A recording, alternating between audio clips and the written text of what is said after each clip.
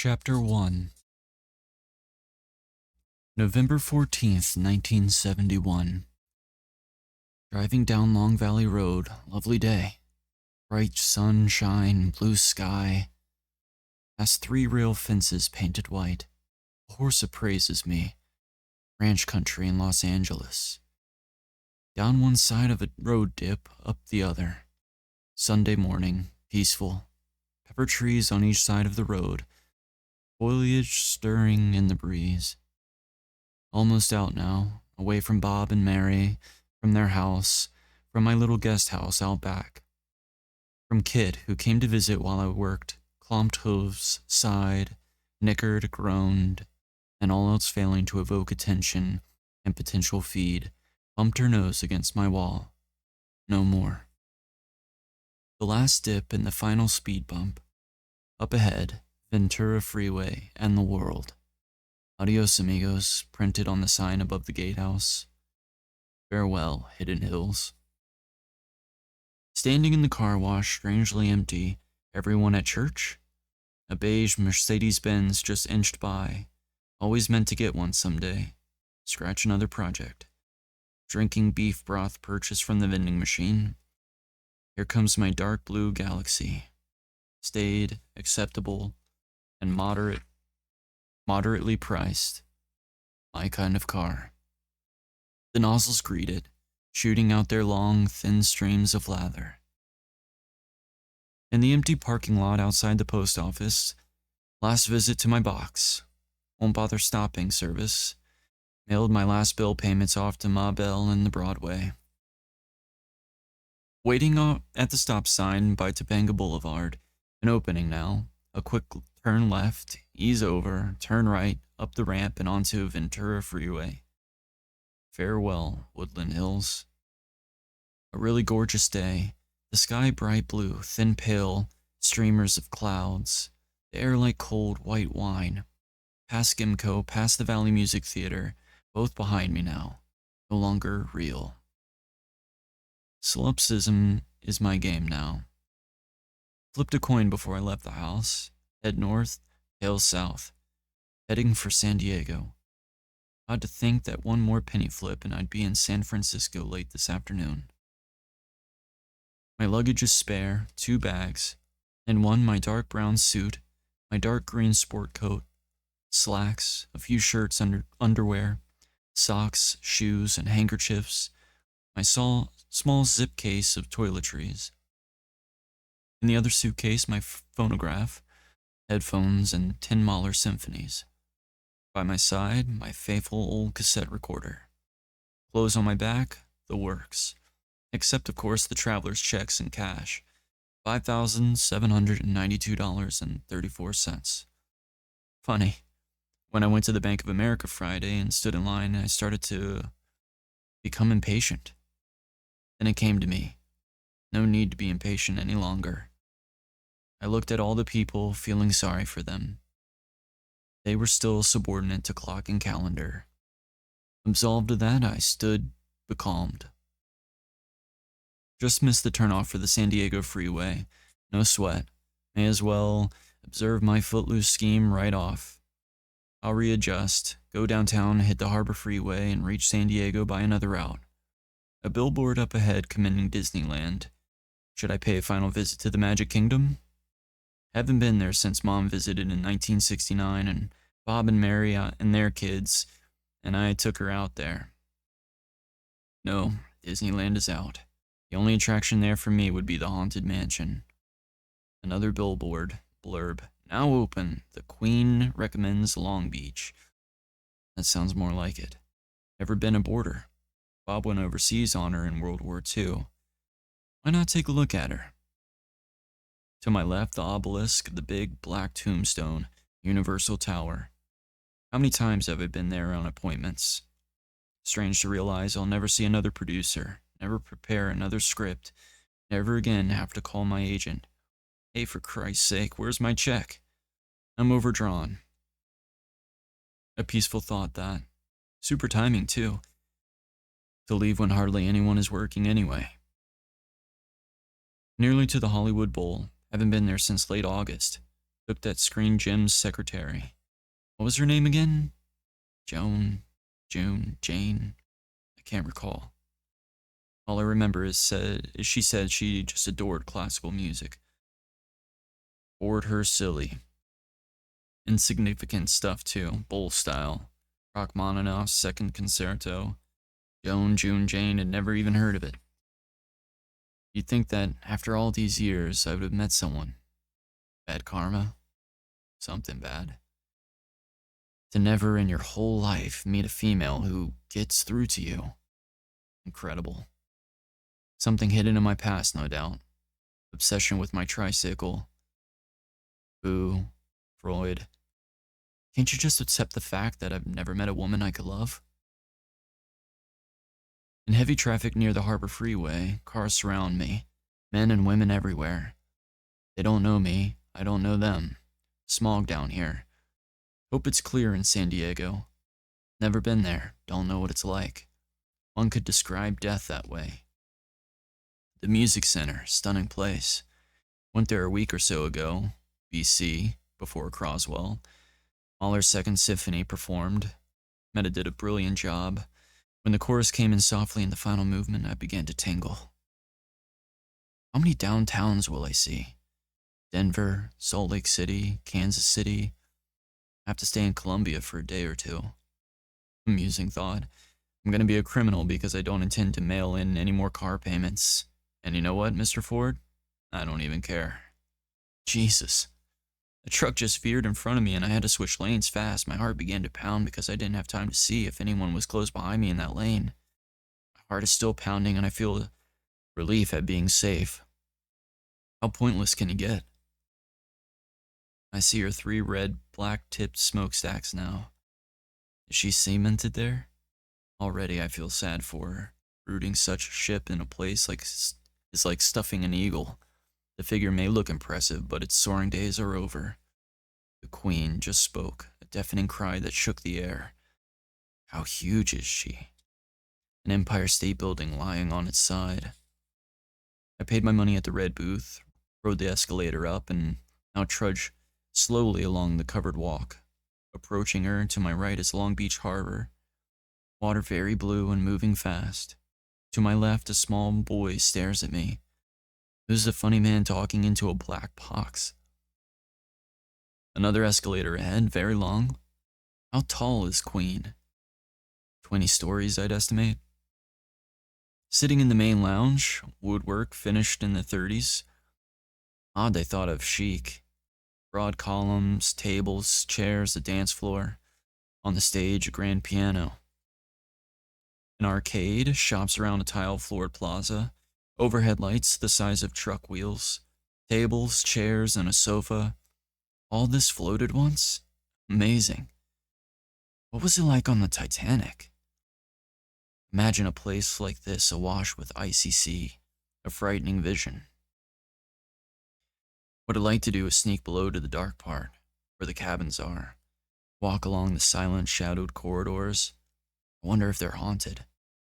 I won't, of course. I'll obey the rules. Old habits die harder than those who follow them. A blown-up photo of the bulkhead. Gertrude Lawrence with her white dog, like the one they used in David Lean's Oliver Twist. Ugly, squat, and pointy-eared. Miss Lawrence smiles. She does not realize as she strolls the Queen's deck that mortality walks close behind her. Photos in that case titled Memorabilia. David Niven doing a Scottish jig. He looks quite merry. He doesn't know his wife is going to die soon. I gaze at that frozen moment and feel uncomfortably godlike. There's Gloria Swanson in her furs. There's Leslie Howard, how young he looks. I remember seeing him in a movie called Berkeley Square. I recall him time-traveling back to the 18th century. In a way, I'm doing something like that at this moment. Being on this ship is being partially in the 1930s. Even the music piped around. It has to be music played aboard the Queen at that time. It's so dated, so magnificently Ricky Tick. An announcement on the board states, christened by Her Majesty the Queen, 26 September 1934, 5 months before my birth. Sitting in the observation bar, no business suited men around me though, no drink before me on the table, only tourists and black coffee in a plastic cup. An apple Danish baked in Anaheim. Does she mind, I wonder? Does the queen accept her fall from grace? Or is she angry? I'd be. Looking at that counter section, what was it like in those days? Give us a gin and tonic, Harry. A glass of white wine, JB. On the rocks, please. Now submarine sandwiches and ice cold milk. Burning hot coffee. Above the counter is a mural. People dancing, holding hands. A long, thin oval of them. Who are they supposed to be? All of them are frozen like this ship. I feel an odd sensation in my stomach, something like the feeling I get watching a movie about racing when they show a point of view shot from inside the car. My body knows it's still sitting still, yet visually I'm traveling at high speed. And the irreconcilable contrast makes me queasy. Irreconcilable contrast makes me queasy. Here the feeling is reversed, yet equally uncomfortable. I'm the one who's moving, and the Queen's environment is fixed. Does that make sense? I doubt it, but this place is starting to give me the creeps. Officer's quarter, no one here but me. In between two tour groups, the sensation is intense now. Something pressing at my solar plexus. Sounds enhance it, announcements made aboard the Queen back then. Will Miss Molly Brown please contact the Information Bureau? The Unsinkable? A bell rings as I stare into the captain's day room. Were they smaller people back then? Those chairs look undersized to me. Another announcement. Angela Hampton has a telegram waiting in her pursuer's office. Where's Angela now? Did she get her telegram? I hope it was good news. Invitations on the wall, uniforms hanging motionless behind glass windows. Books on shelves, curtains, clocks, a desk, a pale white telephone, all suspended. Static. Navigating bridge, the nerve center they call it, polished, bright, and dead. Those wheels will never turn again. That telegraph will relay orders from the engine room. That radar screen will be forever darkened. Had to leave the tour part of the ship. Still feel odd sitting on a bench in the museum. Extremely modern here, out of sync with where I've been. I feel depressed. Why did I come here anyway? A bad idea. I need a forest, not a landlocked mortuary. Well, okay, I'll see it through. That's my way. Never break off in the middle. Never put aside a book, however dull. Never walk out on a play or a movie or a concert, boring though it is. Eat everything on your plate. Be polite to older people. Don't kick dogs. Stand up, damn it. Move. Walking through the main room of the museum, giant blow-up of a front page grabs my eye. The Long Beach Press telegram. The headlines reads, Congress declares war. Lord, an entire division aboard this ship. Bob experienced it too. Ate off a partition tray like that one, with eating utensils like those, wore a long brown overcoat like that, a brown wool hat, a helmet with a liner like that, combat boots like that, carried a duffel bag like that, and slept in a bunk like that one, of those stacked 3 high. That would be my brother's memorabilia of the Queen. No Scottish jigs or walking one pointed-eared dogs, just like being 19 years old and crossing in an ocean toward likely death. That sensation again, a core of my deadness hanging in my stomach. More memorabilia, dominoes, dice in a leather cup, mechanical pencil, books for religious service, Protestant, Catholic, Jewish, Mormon, Christian Scientists, that old familiar book. I feel as if I were an archaeologist excavating in a temple. More photographs, Mr. and Mrs. Dawn Ameche, Harpo Marx, Eddie Cantor, Sir Cedric Hedrick, Robert Montgomery, Bob Hope, Laurel and Hardy, Churchill, all suspended in time, forever smiling. I've got to leave. Sitting in my car again, depleted. Is this what physics feels like after entering a house filled with the presence of the past? I felt it growing in me constantly, a drawing, twisting discomfort. The past is in that vessel. I doubt it will endure with all those people trampling through it. Presently, it must be dissipated, but it's there, now. Then again, maybe it was just the apple Danish. 20 minutes after 2 on my way to San Diego, listening to some weird cacophonous music, no melodic line, no content. Already there I go again. Pulled up by a camper, pulling out onto the next lane, speeding up and passing, jockeying to position. Don't you get the point, RC? The music ended, didn't hear what it was. Now they're starting Ragtime for 11 Wind Instruments by Stravinsky. Just turned off the radio. Los Angeles has vanished now. So too is Long Beach and the Queen. San Diego is a fantasy. All that's real is here, this piece of highway unreeling in front of me. Where will I stop in San Diego? Assuming it exists, of course. What difference does it make? I'll find a place, go out to eat, maybe a Japanese restaurant. I'll catch a movie, read a magazine, or take a walk. I'll drink, pick up a girl, stand on a dock, throw stones at boats. I'll decide when I get there. Buddha schedules. Listen, cheer up, kiddo. It's going to be a ball. There's months and months ahead. There's a seafood restaurant. Think I'll start eating swordfish.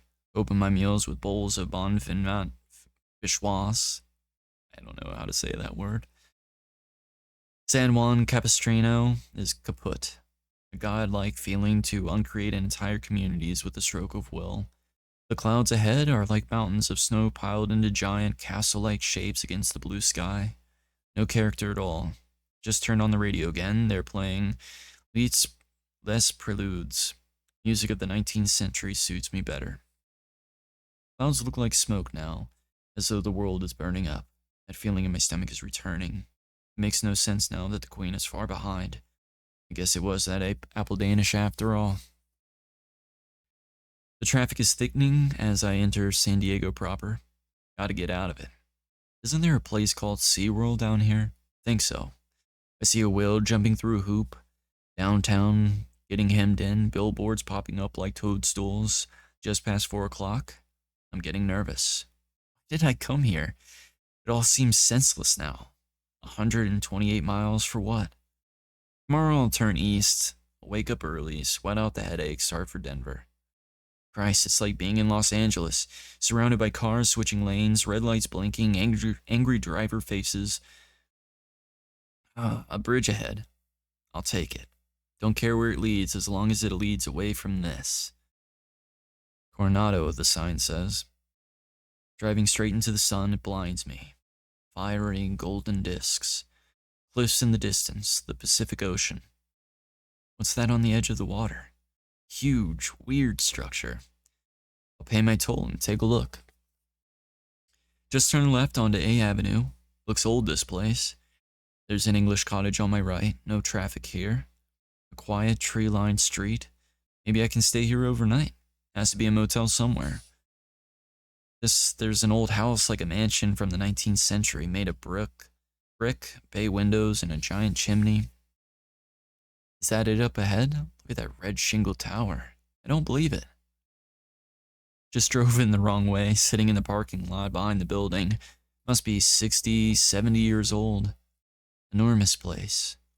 5 stories high, painted white, red shingled roof. Have to find the front of it. There's a motel across the way if this turns out not to be. It's a hotel. In room 527, looking out on the window at the ocean, the sun is almost down, a vivid orange slice of it just above the horizon to the left of the dark cliff line. No one on the strand of pearl gray beach. I can see and hear the surf, the tumbling thunder. A little past 4:30. This is such a restful spot. I may stay here for more than one night. I must look around. Glazed by twilight, the patio looks unreal, huge, with curving walks and green manicured lawns. The sky looks like it's painted in a studio backdrop. Maybe this is Disneyland South. I drove up underneath the porte cochere before, and an attendant parked my car. A porter took my bags and looked a little startled at the weight of my second suitcase. I followed him up a red carpeted ramp to the foyer, circled a white metal bench with a planter in the middle, stepped into the lobby, signed the register, and was led across this patio. Birds were fiercely noisy inside of trees so thickly foliaged I couldn't even see the birds. The trees are still, the patio is still. I'm looking at it from the fifth floor balcony, at chairs and tables with umbrellas, banks of flowers. This is a chimerical place. I'm looking at an American flag flying high above the tower. What's up there, I wonder? Too hungry to wait for dinner service, 6 p.m. in the Prince of Wales Grill, 6:30 at the Cornet Room. It's only 5. If I drink for an hour, I'll be out of it, and I don't want that. I intend to savor this place. I'm sitting in the almost empty Cornet Room by one of the picture windows, asked if I was told I could still get limited lunch service. Adjoining is the massive Crown Room, used only, I gather, for banquets. Outside, I see the place where I first drove up. Was it only 45 minutes ago? This room is beautiful. Wall panels of red and gold textured material. Above them, panels of richly finished wood curving to a ceiling 3 or 4 stories high. White cloth tables, candles lit in the dark yellow tubes, tall metal goblets waiting for dinner guests, all most graciously looking. The waitress just brought my soup. Eating now. Oh, superb, thick navy bean soup with chunks of ham. Delicious. I'm really hungry, which may be pointless in the long run, but it's something to be relished at this moment. The stunning room. This stunning room. This good hot soup. I wonder if I have enough money to stay here indefinitely. At $25 a day, my pot wouldn't go very far. I imagine they have monthly rates, but even so, I'd probably be destitute before departed. How long has this hotel been here? There's a sheet of information in my room. I'll look at it later. It's an old place, though, and round to the lobby via a basement corridor leading from the Prince of Wales Grill, I pass through a marvelous old bar room with a palatal counter. I must have a drink there tomorrow. Also, I saw an arcade with a barber shop and a jewelry shop, peeked into a side room filled with game machines, glanced momentarily at some period photos on the wall. We'll take a look at them as well, later when I've fed my ravenous body. Too dark now to see much outside, shadowy trees nearby, some parked cars, and beyond that, the multicolored lights of San Diego in the distance. Reflected in the window is the huge hanging light fixture, a crown of light suspended in night. This is not like being at the beach in overrun Queen Mary. This is the Queen still ruling the seas. Only one thing wrong: music. Inappropriate. Should be something more genteel. String quartet playing Lahar. I'm sitting in a giant armchair in the mezzanine above the lobby. In front of me is an enormous chandelier with tiers of red shade lights and necklace of crystal dangling from its bottom. The ceiling overhead is intricate and heavy looking. Dark paneled sections polished into a high gloss. I can see a massive panel column, the main staircase, and the gilded grillwork of the elevator shaft. I came up by another staircase. There was a silence on it, and I could feel it in my flesh. This chair is something else. The back is far more above my head. 2 plump urchins flanking its scroll. Both arms ended in winged dragons. Those scaly serpents form extended to the seat. Where the arms join in back, 2 figures loll. One a childlike Bacchus, with the other staring fur-legged Pan, playing on his pipes. Who sat on this chair before me? How many looked across the railing down into the lobby at the men and women sitting, standing, chatting, entering and leaving? In the 1930s, 20s, 10s, even in the 90s. I'm sitting in the Victorian lounge, drink in hand, staring at the stained glass window. Lovely room. Lush, red upholstery in the booths. Looks like velvet. Paneled columns, paneled ceiling squares, a chandelier with hanging crystal pendants. 9:20 p.m., showered, legs all tired, laying on my bed looking at the information sheet. This place was built in 1887. It's incredible. And I knew that something about it looked familiar. Not deja vu, unfortunately. Billy Wilder used it in filming Some Like It Hot.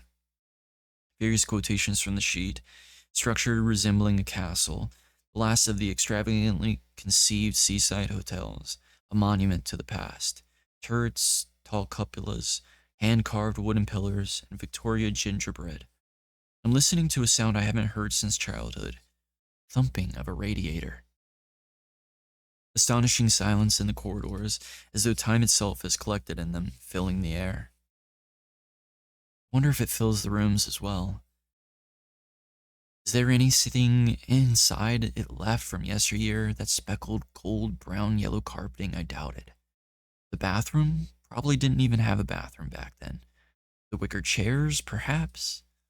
Certainly not the beds or end tables, nor the lamps. God knows not the telephone. Those prints on the wall? Unlikely. The drapes and Venetian blinds? No. Even the window glass has probably been replaced. The bureau or the mirror hanging over it? Don't think so. The wastebasket? Sure. How about the TV set? Yeah. Not much of the past at all in here. Shame. My name is Richard Collier. I'm a 36-year-old television writer by profession, 6'2" and weigh 187 pounds. I've been told I look like Newman. Maybe they meant the Cardinal. I was born in Brooklyn on February 20th, 1935.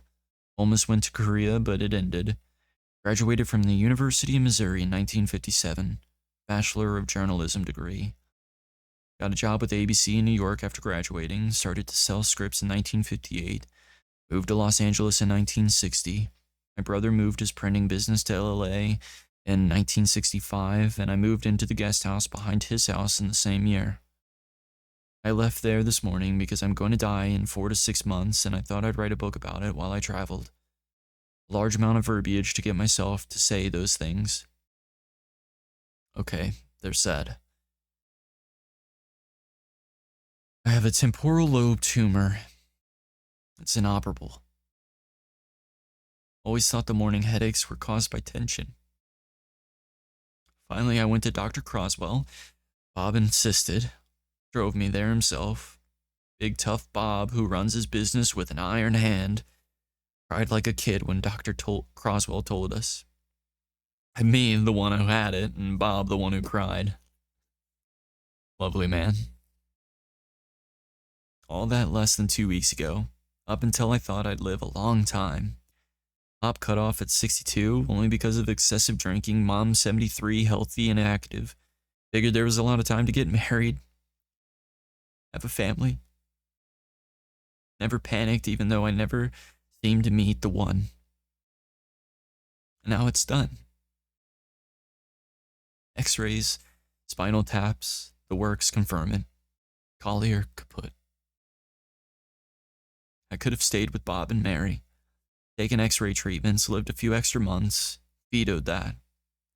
All I had to see was one look exchanged by them, one pained, awkward, and uncomfortable look, which people always seem to exchange in the presence of a dying. I knew I had to cut it. Couldn't stand to see the look day after day. I'm writing this section instead of dictating it into my recorder. Bad habit I got into anyway, doing scripts entirely on cassettes. To lose the feeling that putting words on paper is a bad thing for a writer. I can't dictate now because I'm listening to Mahler's 10th with my headphones. Form D, the Philadelphia. A little hard to dictate when you can't hear the sound of your voice. Amazing job Cook did orchestrating the sketches. Sounds just like Mahler. Maybe not as rich, but indisputably his. I know I love his music. It just came to me. He's present in it. As the past haunts this hotel, so Mahler haunts his work. He's in my head at this moment. He lives on in his work. It's a trite phrase, rarely pertinent. In Mahler's case, it's the literal truth. His spirit resides in his music. The final movement now. Inevitably, the loosening sensation at the corners of my eyes, the swallowing, the swell of emotion in my chest. Has there ever been a more heartbreaking farewell to life expressed in music? Let me die with Mahler in my head. I'm looking at a face in the mirror, not my face, Paul Newman's, circa 1960. I've been staring at it such a long time, I feel objective about it. People do that sometimes, gaze at their reflection until zap, it's a strange face looking at them. Sometimes a scary face, too. So alien is it. The only thing that keeps me coming back is that I see Paul Newman's lips moving as he's saying the words I hear myself saying, so I guess it's my face, though I feel no sense of connection to it. The boy who owned that face was beautiful. The word was used. He heard it all the time. What did it do to him? Grown-ups, strangers even, smiled at him and sometimes stroked his white blonde hair and stared at his angelic features. What did that do to him? Girls stared too.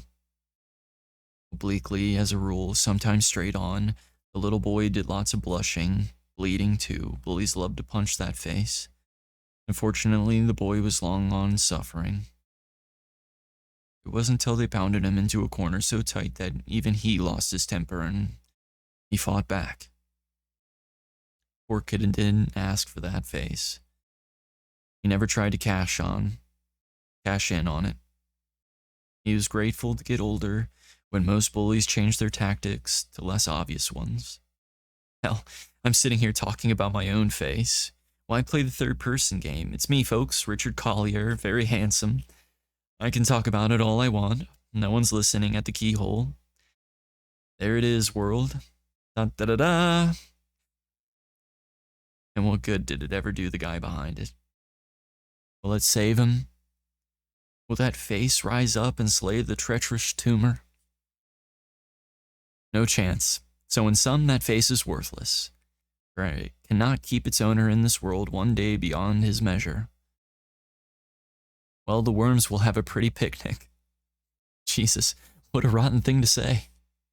What a stupid, idiotic thing to say.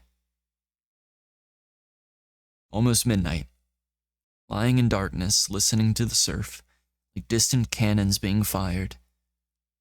There are the hardest hours. These are the hardest hours. I like this place, but obviously I won't be staying more than several days. What would be the point? In a few days, I'll get up in the morning and start off for Denver and all points east, and 1 point west. Don't be maudlin, Collier. 4:27 a.m. Just got up to drink of water. Don't like that chlorine taste at all. Wish I had some sparklets like at home. Home? November 15th, 1971. 7:01 a.m. Try to get up. Rose, dressed, rinsed my face off, brushed my teeth, took vitamins et al. Back in bed immediately thereafter. Headache too much to cope with. Shame too. Gorgeous day. What I can see of it through slitted eyes. Blue sky, ocean, empty strand of sunlit beach. Cool, crisp air. I can't talk.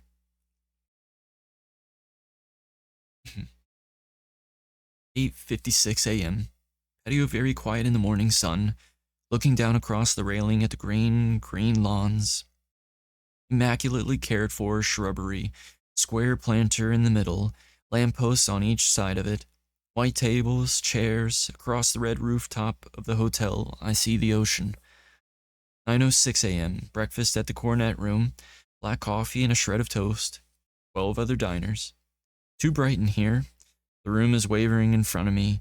The waitress enters and imparts my field of vision from and to the lemon jello haze I see. Don't know why I came here. Could have called room service. Slit-eyed Mr. Dishrag mumbling into his microphone. Later, don't know what time it is, don't care. Back on my back again. Transition a blur, think I slept or fainted. Yeah, Those airplanes come down so low. Just caught the sight of it. What's it doing? Landing on the beach? Must be an airport nearby. 10:37 a.m., lying in bed, looking at the San Diego Union. Don't remember buying it. Must have been in a fog before. Lucky I got back at all. Paper in its 104th year. Long time. Decided I wasn't going to keep up with the world, and here I am doing it. Peeking on our neck already. Mariner 9s locates a hotspot on Mars. The last coastline protection bill acts in Sacramento. Forget it, Collier. You can do without the news of the day. Tomorrow's a new moon. That's all you need to know. I'm taking a walk, inhaling fresh, clean ocean air. The smell is marvelous. I'm walking just below the tower, and there's a ballroom down there, I've discovered.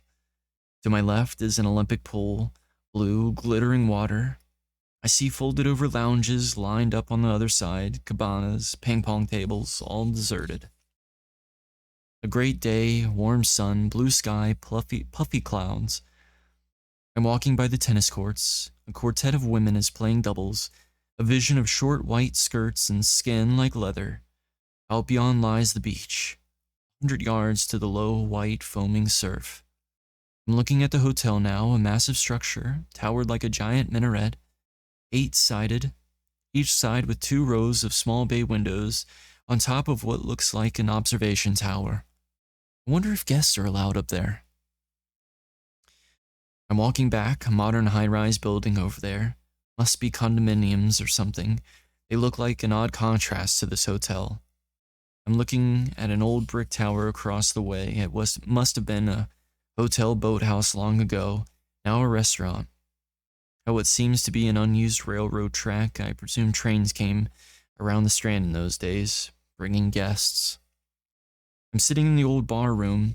It's called the Casino Lounge, closed for business, very still. The counter must be 50 feet long, beautifully formed and finished. At a corner of it is what looks like a shrine. Inside of that, a figure of what seems to be a Moor, carrying a light. How many shoes have been worn away at that brass rail? I was looking just a while ago at photographs of movie stars who've stayed here. June Haver, Robert Stack, Kirk Douglas, Eva Marie Saint, Ronald Reagan, Donna Reed. Back to the beauties of the Pola Negre Company. Back to Mary Pickford. Back to Mary Callahan and the Siegfried Follies. How this place goes back.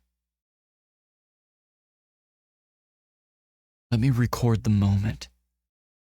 11:26 a.m. Returning across the patio en route to my room, I saw a sign announcing a Hall of History in the basement. It's an intriguing place. Photographs as in the arcade, a sample bedroom from the 1890s or in the early 1900s. Display cases of historic objects from the hotel, a dish, a menu, a napkin ring, an iron, a telephone, a hotel register. And in one of those cases is a program for a play performed in the hotel theater, wherever that was, on November 20th, 1896. The Little Minister by J.M. Barrie, starring an actress named Elise McKenna. Next to the program is a photograph of her face. The most glorious, lovely face I have ever seen in my life. I've fallen in love with her. Typical of me. 36 years old. A crush here, a crush there, a random scattering of affairs that mimicked love, but nothing real, nothing that endured. Then, having reached a terminal condition, I proceed to lose my heart at long last to a woman who's been dead for at least 20 years. Good show, Collier. That face is haunting me. I went back again to stare at it. I stood in front of the display case for such a long time that a man who was periodically walking in and out of a nearby employee's entrance started looking at me as though if he were wondering if I'd taken root there. Elise McKenna. Lovely name. Exquisite face. I would have loved to sit in that theater. It was in the ballroom I discovered from a museum photograph, watching her perform. She must have been superb. How do I know? Maybe she was rotten. No, I don't believe it. Seems to me I've heard her name before. Didn't she do Peter Pan? If she's the one I think she is, she was a splendid actress. She certainly was a beautiful one. It's more than beauty. It's the expression on her face that haunts me and conquers me. The gentle, honest, sweet expression. Ugh, I wish I could have met her. I'm here lying, staring at the ceiling like a lovesick boy. I found my dream woman. An apt description. Where else could she exist but in my dreams? Well, why not? My dream woman has always been unavailable to me. What difference does a mere 3/4 of a century make? I can't do anything but think about that face. Think about Elise McKenna and what she was like.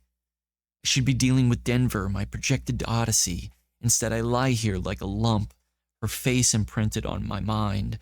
I've been down there 3 more times. An obvious attempt to escape my reality, mine refusing to accept the present, turning to the past. But, oh, my soul, I feel at this moment like the butt of some sadistic practical joke. I have no desire whatever to commiserate myself, but Jesus God, to toss a coin, drive more than 100 miles to a city I've never seen, get off on a freeway on a nervous whim, cross a bridge to find a hotel I didn't know existed, and see there the photograph of a woman dead these many years, and for the first time in my life, feel love? What is it Mary always says? Too much for the heart? My sentiment, exactly. I've gone walking on the beach, I've had a drink in the Victorian lounge, I've stared at her photograph again, I've gone back to the beach and sat on the sand and stared at the surf.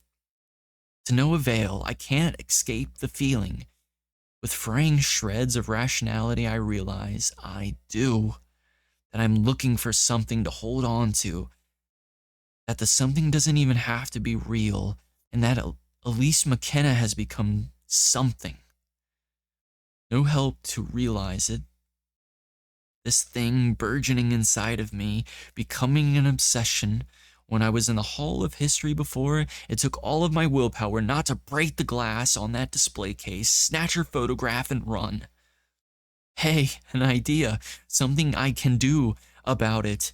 Nothing that will stop it, nothing that won't ultimately make it worse in all likelihood, but something concrete I can do instead of mooning around. I'll drive to a local bookstore, or more likely one at the San Diego, and locate some books about her. I'm sure there must be 1 or 2 at least. That program down there refers to her as the famous American actress. I'll do it. I'll find out everything I can about my long-lost love. Lost? All right. About my love, who never knew she was my love because she didn't become my love until after she was dead. I wonder where she's buried. I just shuddered. The vision of her being buried chills me. That face, dead? Impossible. I remember at college that my landlady, the local Christian Science practitioner, and all 87 of herself, took care of a 96-year-old woman for whom she'd worked in the past. This older woman, Miss Jenny, was completely bedridden. She was paralyzed, she was deaf, she was blind, she wet her bed, she was more vegetable than an animal. And my roommate and I feel shame about it now, used to break up when I called her out in her frail, quivering voice. "Hoo-hoo, Miss Ada, I want to get up." Those words only day and night from the lips of a woman who couldn't possibly get up. One day, when I went to Miss Ada's living room to use her telephone, I noticed a photograph of a lovely young woman in a high neck dress, her long hair and dark and glossy. Miss Jenny when she was young. And the strangest feeling of disorientation took hold of me because that young woman attracted me, while at the same moment I could hear Miss Jenny in the nearby bedroom calling out in her ancient voice, and her blindness and her deafness and her total helplessness, that she wanted to get up. It was like a moment of chilling ambivalence, one I couldn't cope with very well at 19, and I still can't cope with it. The valet got my car and I drove to the front of the hotel. It's only been parked since yesterday afternoon, but it looks strange to me. More like an artifact than a possession. It seems even stranger driving it. Overnight, I've lost the feel. I called a few bookstores in Coronado and they had nothing. The place to go, I was told, was Warren Brock's in San Diego. The valet told me how to get there, cross the bridge, go north on the freeway, exit at 6th, drive down to Broadway. On the bridge now I can see the city ahead, mountains in the distance. Odd sensation in me that the farther I get from the hotel, the farther I get from Elise McKenna. She belongs to the past, and so does the hotel. It's like a sanctuary for the care and protection of yesterday. Not much traffic on the freeway. There's a sign ahead, Los Angeles. They're trying to deceive me into thinking that it still exists. 6th Avenue up ahead. Later, on my way back, ready to jump clear out of my skin. And Christ, I'm nervous. San Diego really got to me. The pace, the crowds, the din, the grinding, pulsing presentness of it. I feel uprooted and dazed. Thank God I found the bookstore easily, and thank God it was an oasis of peace in the desert of now. Under any other condition, I might have stayed there for hours, browsing through its thousands upon thousands of volumes and its 2 floors plus basement of collected fascinations. I had a quest, however, and a need to get back to the hotel. So I brought whatever was available, not too much, I'm afraid, and the man there said that, as far as he knew, there was no book exclusively about Elise McKenna. And I guess she wasn't that important then. Not to the public anyway, not to history. To me, she is all important. I see the hotel in the distance and a burst of longing fills me. I wish I can convey the sense of coming home I feel. I'm back, Elise. In my room now, just past 3 o'clock, incredible, strong sensation I experienced when I entered the hotel. It didn't have to build as it did yesterday. It came upon me with a rush. Instantly, I was immersed in it and comforted by it, the past embracing me. I describe in it in no other way. I can describe in it no other way. I read an article once about astral projection, the trips of the so-called immaterial body we are said to possess makes when we're asleep. My experience seems similar. It was as though in driving to San Diego, I left part of me behind, fastened to the hotel's atmosphere, the other part connected to it by a long, thin, stretched cord. While I was in San Diego, that cord was stretched to its thinnest and least effective, making me vulnerable to the impact of the present. Then as I returned, the cord began to shorten and thickening, and was able to transmit to me more of that comforting atmosphere. When I caught sight of the hotel's towering structure looming above the distant trees, I almost cried aloud with joy. Hell, I did cry out. Now I'm back and peace has been regained.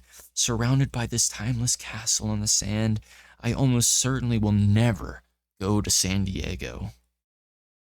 Writing again, listening to Mahler's Fifth on my headphones, Bernstein and the New York Philharmonic. Beautiful, I love it. To the books, though. First one is by John Fraser called Luminaries of the American Theater. I'm looking at a 2-page entry on her. There's a row of photos in the top of the left-hand page which showed her from childhood to old age. Already I'm disturbed to see that lovely face grow old from left to right. In the second row are three larger photos, one from her quite old, one quite young, and one that's similar to the photograph in the Hall of History. That frank, exquisite face, the long hair falling to her shoulders, the way she appeared in The Little Minister. In the third row of photographs, she's wearing a lovely costume, her hands folded delicately on her lap, this from her play called Quality Street. Next to that is the shot of her as Peter Pan, she did play it then, wearing what looks like an old army camouflage suit and a feathered hat, blowing those same pipes that are being blown by Pan on that wooden chair downstairs. In the bottom row are photographs of her as other characters she's played. L'Aiglon, Portia, Juliet, my God, a rooster yet, and Chanticleer. On the opposite page, a full page of her face and a profile. I don't like it, for that matter. I don't care for any of these photographs. None of them possess the quality in the photograph that I first saw, which invokes a strange sensation. If that photograph had been like one of these, I would have passed by, felt nothing. I might be on my way to Denver now. Forget it, read. A brief account states that she was one of the most revered actresses on the American stage for many years, the theater's greatest box office draw. How come no book about her then? Born in Salt Lake City on November 11th, 1867, she left school when she was 14 to become a full-time actress. Coming to New York with her mother in 1888 to make an appearance in The Paymaster, she appeared with E.H. Southern, was John Drew's leading lady for 5 years before she became a star. She was extremely shy and avoided social life. While delicate of frame, she was said to have never missed a performance in her entire career. She never married, and she died in 1953. I wonder why she never married.